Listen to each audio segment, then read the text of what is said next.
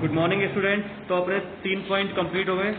4th point है our system of election, कि हमारा सिस्टम क्या होता है इलेक्शंस का। Lok Sabha and assembly elections are held regularly after every 5 years। हमारे यहाँ पे लोकसभा के और राज्यसभा, लोकसभा के और असेंबली के इलेक्शंस जो होते हैं हर 5 साल में होते हैं। हम लोग जानते हैं इस बात को कि हमारे यहाँ पे हर 5 साल बाद चुनाव तो होते ही होते हैं। कई बार पहले भी होते हैं, सर्कमस्टेंसेस बन जाती हैं, तो बाकी 5 साल एक नॉर्मल सा टाइम होता है। यहाँ इतने में होना ही है। After 5 years the term of all the elected MPs और MLAs come to an end. हर 5 साल बाद क्या होगा, MPs और MLAs जो होंगे उनकी जो समय होगा रूल करने का, पब्लिक के, लोगों के रिप्रेजेंटेटिव बने रहने का, वो खत्म हो जाएगा। MPs कहाँ बनते हैं? MP बनते हैं अपने लोकसभा में। जब अपन लोकसभा के चुनाव होते हैं तब MP बनते हैं। और MLA कब बनते हैं? जब अपनी असेंबली के इलेक्शंस होते हैं तब बनते हैं। जब लोकसभा और विधानसभा स्टैंड डिसॉल्व, फिर क्या होता है 5 साल बाद जब MP और MLA का टर्म खत्म हो गया, समय खत्म हो गया, तो उसको हम बोलते हैं कि लोकसभा और विधानसभा क्या हो गई है? डिसॉल्व हो गई है। शब्द को ध्यान रखना, डिसॉल्व होना मतलब कि अब विधानसभा और लोकसभा कार्य नहीं कर रही है एक तरीके से। Elections are contested in all constituencies at the same time, either on the same day और within a few days. अब इलेक्शन जो होंगे वो क्या है कि सारी की सारी कॉन्स्टिट्यूएंसीज में सेम टाइम पे होंगे, सेम डे भी हो सकते हैं, या फिर कुछ आने वाले आगे पीछे दिनों में हो सकते हैं। भाई एक दिन में सब जगह पॉसिबल नहीं हो पाता, इसलिए कभी कभी आने वाले कुछ समय में एक दिन के अंदर करवा लिया जाता है, लेकिन होते हैं सारी कॉन्स्टिट्यूएंसी में एक बार है। कॉन्स्टिट्यूएंसी क्या होती है? निर्वाचन क्षेत्र, यानी कि किस किस एरिया के वोट डालेंगे। ऐसा थोड़ा है कि हमारे यहाँ वोट चुनाव हो रहे हैं, इलेक्शन हो रहे हैं, तो यूपी के लोग आगे वोट डाल के जा रहे हैं, ऐसा थोड़ा होगा। हमारी कॉन्स्टिट्यूएंसी में हो रहे हैं चुनाव, तो इस कॉन्स्टिट्यूएंसी में रहने वाले लोग चुनाव में भाग लेंगे। जो यहाँ की वोटर लिस्ट में शामिल हैं वही लोग यहाँ पे शामिल होंगे। This is called a general election. इसी को हम बोलते हैं जनरल इलेक्शन। ठीक है। Sometimes election is held only for one constituency to fill the vacancy caused by death और resignation of an elected member. कभी कभी क्या होता है कि चुनाव किसी एक निर्वाचन क्षेत्र में होते हैं, किसी एक कॉन्स्टिट्यूएंसी में होते हैं। ऐसा कब होता है? जब कोई इलेक्टेड मेंबर ने रिजाइन कर दिया हो, या फिर कोई इलेक्टेड मेंबर एक्सपायर हो गया हो। तो मान लो कोई MLA बना हुआ है वहीं का, वो MLA एक्सपायर हो गया, रिजाइन कर दिया, अब वहां का कोई MLA नहीं है, तो तुरंत वहां पे क्या करना होगा? MLA का चुनाव करवाना पड़ेगा, ताकि वहां तुरंत क्या हो, दोबारा से नया MLA आए और वहां की जो क्रियाकलाप हैं वो सुचारू रूप से जारी रह सकें। तो ये जो इलेक्शन हो रहा है कि कोई रिजाइन कर गया या कोई एक्सपायर हो गया, उस समय सिर्फ एक कॉन्स्टिट्यूएंसी के लिए इलेक्शन होता है। इसको क्या बोलते हैं हम? This is known as by election. By election बोलते हैं। जनरल इलेक्शन, बाई इलेक्शन, ध्यान रखना है ना। इन दिस चैप्टर, इस चैप्टर में we will primarily focus on general election. हम इस चैप्टर में हमारा पूरा ध्यान किस पे होगा? जनरल इलेक्शन पे। 5वां पॉइंट है व्हाट आर इलेक्टोरल कॉन्स्टिट्यूएंसी। अब वही बात आ गई दोबारा से जो मैंने बताई थी अभी, कि आखिरकार इलेक्टोरल कॉन्स्टिट्यूएंसी होती क्या है। इन बातों को सही से सुनना, ये जिंदगी भर काम आने वाली चीजें हैं। In our country area based system of representation is followed.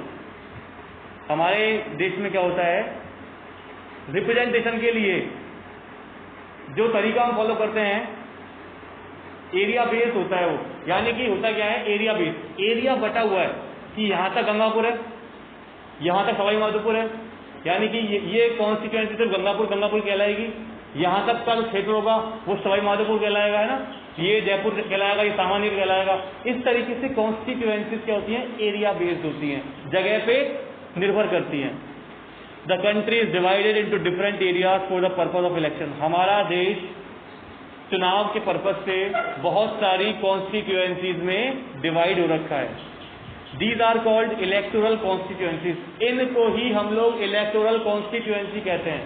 आए समझ में? दोबारा सुनो कि हमारे देश में हमने क्या है, चुनाव करने के लिए हमारे देश को बहुत सारे भागों में बांट रखा है।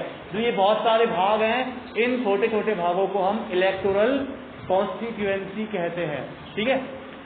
The voters elect one representative from their constituency in which they live. अब क्या होता है, जिस कॉन्स्टिट्यूएंसी में चुनाव हो रहा है वहां के वोटर्स अपने यहाँ से किसी एक रिप्रेजेंटेटिव को चुनाव करते हैं ना, चुन लेते हैं। The country is distributed into 543 constituency for Lok Sabha election.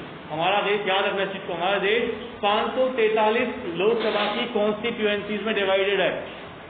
यानी कि हमारे देश के 543 भाग हमने छोटे छोटे बांट रखे हैं, जहां से हर एक जगह पे एक एमपी खड़ा होता है।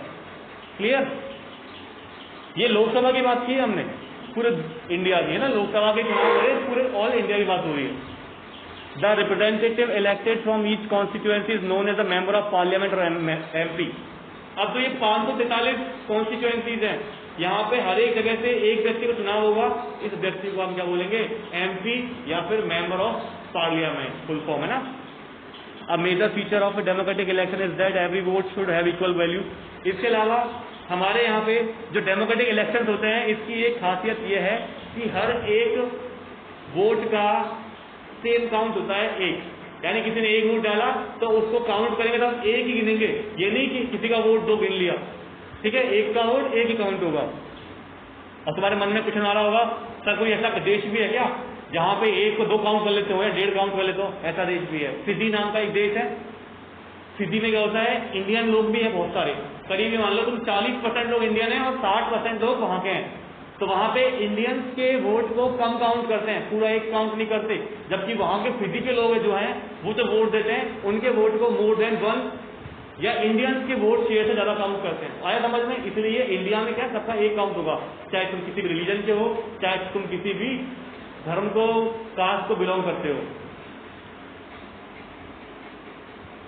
That is why our constitution mentions that each constituency should have a roughly equal population living within it। और इसीलिए हमारे देश में ये बात जो है मेंशन है हमारे संविधान में कि हर एक कॉन्स्टिट्यूएंसी में बराबर लोग रहने चाहिए। ये नहीं कि एक कॉन्स्टिट्यूएंसी में रह रहे ज्यादा लोग, एक में रह रहे कम लोग और दो कॉन्स्टिट्यूएंसी बना दी। ठीक है, यानी कि अगर हम बात करें 543 कॉन्स्टिट्यूएंसी है, हर एक कॉन्स्टिट्यूएंसी में लगभग बराबर की क्या है, जनसंख्या रहती है। भाई तुम देखो, अपना जो एमपी है सवाई माधोपुर का और टोंक का एक ही एमपी है। क्यों? क्योंकि एक एमपी के अंडर में जितनी जनसंख्या के लोग रहने चाहिए उतनी ना तो क्या सवाई माधोपुर पूरा कर पा रहा है, ना अकेला टोंक कर पा रहा है, लेकिन दोनों मिलकर कर पा रहे हैं, तो दोनों का एक ही एमपी बना रखा है। आया क्लियर? इसलिए जनसंख्या बराबर होनी चाहिए, यानी अनस्टैंड। Likewise, each state is divided into the specific number of assembly constituency for Vidhan Sabha election. ठीक इसी प्रकार से अभी हमने बात की लोकसभा की, जहां सेंटर में बैठते हैं एमपी जाकर के, अब हम बात करेंगे स्टेट की असेंबली इलेक्शंस की। ठीक इसी प्रकार से क्या होता है, असेंबली की कॉन्स्टिट्यूएंसीज भी हमारे यहाँ पे क्या है, डिवाइडेड है। In this context the elected representative is called the member of legislative और एन एमएलए।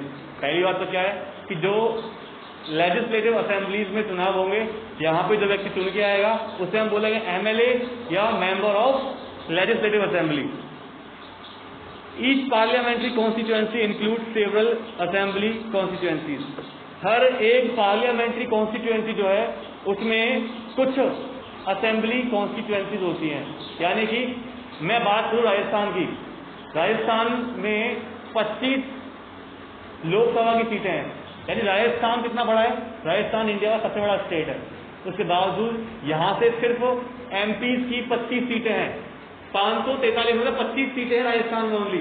और अगर मैं बात करूँ विधानसभा की 200 सीटें हैं यहाँ पे। आया समझ में? तो हम कह सकते हैं 25 में 200 की 200 कमा गई ना पूरी। तो ये वाली बात यहाँ पे कही जा रही है। For example, following parliamentary constituencies have several assembly constituencies as given below.